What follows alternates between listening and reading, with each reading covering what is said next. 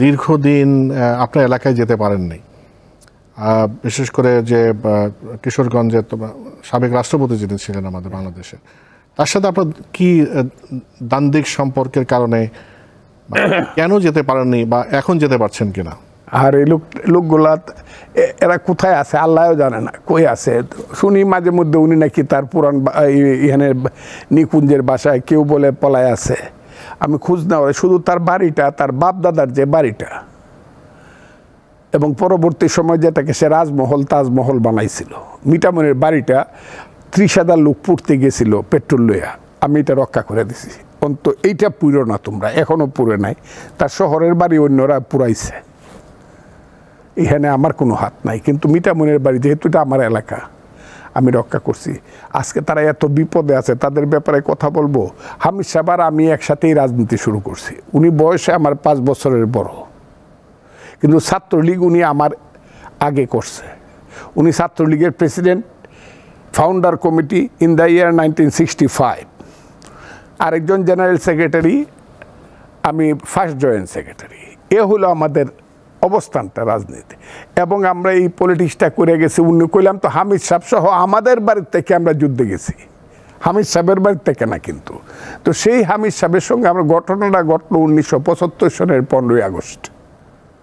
আমি তখন যেমন এখন আওয়ামী লীগ করি না, কিন্তু আমার অনেক কথা মানুষ মনে করে এটা তো আওয়ামী লীগকে লাইভ দেওয়া হচ্ছে। আমার কথাটা খুব বোঝার চেষ্টা করেন, কিন্তু আমি আওয়ামী লীগকেও লাইভ দিচ্ছি না, আমি ইতিহাসের সত্য কথাটা বলছি। এতে যে যা কয় কোক, আমি সারা জীবন ইতিহাসের সত্য। ওই সময় আমি পলিটিক্স করতাম না। বাকশাল করার পরে আল্লাহর কাছে তওবা করে পলিটিক্স ছেড়ে দিয়েছিলাম। 15ই আগস্টে যখন শিশু হত্যা, নারী হত্যা হয়েছে, আবার শপথ নিয়েছি, আল্লাহ তুমি আমাকে মাফ করো, যে দেশে নারী হত্যা শিশু হত্যা হয়, এইটার প্রতিশোধ নেওয়ার জন্য রাজনীতি আমি করব। ওই আবার শুরু করলাম। আমি যখন রাজনীতি শুরু করলাম, আমি মুজিব বাহিনীর লিডার, আমার কাছে অস্ত্র আছে, আমি কিশোরগঞ্জের সবচেয়ে শক্তিশালী মুক্তিযোদ্ধা, আমার সাথে এক ডিস্ট্রিক্টের মোটামুটি পুলিশেরা এরা কেউ পারবে না। আমি তো মনে করছি কিশোরগঞ্জ দখল করে বসে থাকবো, মুস্তাক কী করবে। সেই হামিদ সাহেব আমাকে খবর দেয় না, আসো কিশোরগঞ্জে করে আইসা। হামিদ সাহেব চক্রান্ত করিয়া আমাদের অস্ত্রগুলা ধরায় দিছে, আমাকে বিপদে ফেলছে। এবং উনি নিজে মিছিল করাইছে, মুস্তাক ভাই এগিয়ে চলো, আমরা আছি তোমার সাথে। এরপর থেকে ওনার সঙ্গে আর আমার মিল হয়নি। তখন তো শেখ হাসিনা দেশে ছিলেন না, এবং আপনাকে ওই এলাকায় যেতেও দেয় নাই। এটা তো উনি স্পিকার হওয়ার পরে। আমি যখন আওয়ামী লীগ থেকে বেরিয়ে গেলাম 96 সনে গিয়ে আমি টেলিভিশন নিয়ে ইলেকশন করলাম, আমি পাস করলাম। আওয়ামী লীগ থেকে বের হলেন কেন? হ্যাঁ, বের হলেন কেন? আওয়ামী লীগ থেকে কেন বের হলাম, এগুলো তো অনেক কথা। 91 সন পর্যন্ত আওয়ামী লীগ মোটামুটিভাবে শেখ হাসিনার নেতৃত্বে একটা জায়গাতে ছিল, যে বঙ্গবন্ধু বা জাতীয় চার নেতা বা আওয়ামী লীগাররা যে জায়গাতে আওয়ামী লীগটাকে রেখে দেওয়া গেছিলো, গরিব মানুষের পেটের ভাত, পরনের কাপড়, মানুষের মুক্তি সংগ্রাম, এই জায়গাতে কিছুটা ছিল, সবটা ছিল না।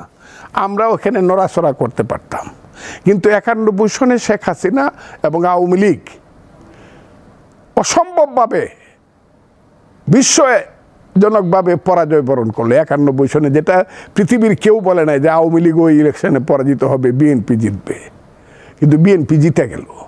জিতে যাওয়ার পরে একটা জিনিস শেখ হাসিনা খুঁজে বাইর করলো, যে আমি আমার টাকা পয়সার কারণে বা আমার দলে যেহেতু সম্পদশালী লোক নাই, সেই কারণে আমি পরাজিত হয়েছি। এবং বিএনপি কিছু কিছু জায়গাতে এই কাজটা করছিল, নতুন নতুন লোকজনরে আনছে, সচিবরা এসে যোগদান করছে অমুক আছে। শেখ হাসিনা কিন্তু তাদেরকে দিতে পারে নাই, কারণ শেখ হাসিনার প্রত্যেক জায়গাতে নমিনি ছিল আগের থেকে পলিটিক্যাল লোকজন।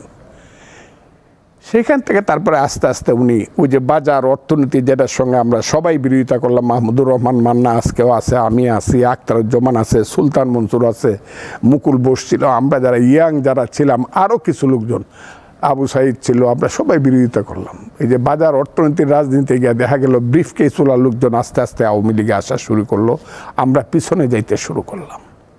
এবং আমাদের যে পলিটিক্সটা, আমাদের যে চিন্তা চেতনার যে পলিটিক্সটা, সেই পলিটিক্সটা সাংঘাতিকভাবে অপমানিত, অপদস্থ হইতে শুরু করলো। এবং আমরা পিছনে সারাদিন নিচে বসে রয়েছি, আমাদের নেত্রীর সঙ্গে আমাদের দেখা হয় নাই। কিন্তু ওই 29 নম্বর মিন্টু রোড বিরোধী দলের নেত্রীর বাসার গেইটে একটা লোক আসছে, তাকে জীবনে দেখিনি, হাতে একটা ব্রিফকেস আছে, উনি এসে সোজা দোতলায় উঠে গেছে।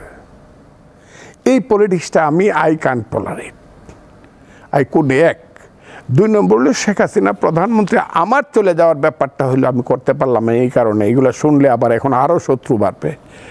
তা ভোরের কাগজে যেদিন দেখলাম শেখ হাসিনা বসে আছেন, তার ডাইনে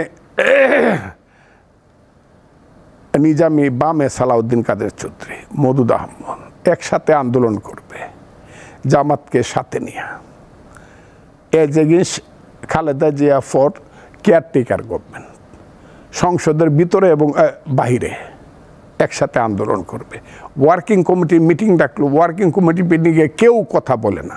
আমি তো আজকে স্পষ্টভাবে আরও বলতেছি, ওয়ার্কিং কমিটি মিটিংয়ে বললো তাইলে কেউ কথা বলবে না, তাইলে পাস হইলো জামাত সহ, জাতীয় পার্টি সহ, সালাউদ্দিন কাদের চৌধুরীরা সহ আমরা একসাথে আন্দোলন করব। আমি ওইটা দাঁড়ালাম, আমার কথা আছে। ওই কথা কইতে গিয়ে আমি এটা মারাত্মক বিরোধিতা করলাম। আমার এই বক্তৃতাটা এখনো আছে, যা আমি শুধু ক্ষমতায় যাওয়ার জন্য আমি আমার আদর্শ বিসর্জন দিয়া আমি এদের সাথে ঐক্য করব না, এদের সাথে আন্দোলন করব না।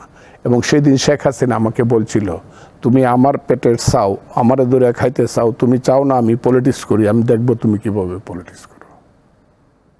That was my fault. এবং সেখান থেকে আরও ঘটনা আছে, সেগুলো ভিতরের ঘটনা নাইবা বললাম। আমার মিল পড়তেছিল না, আমি খালি মনে করতেছিলাম কিভাবে এখান থেকে নিষ্কৃতি পাওয়া যায়।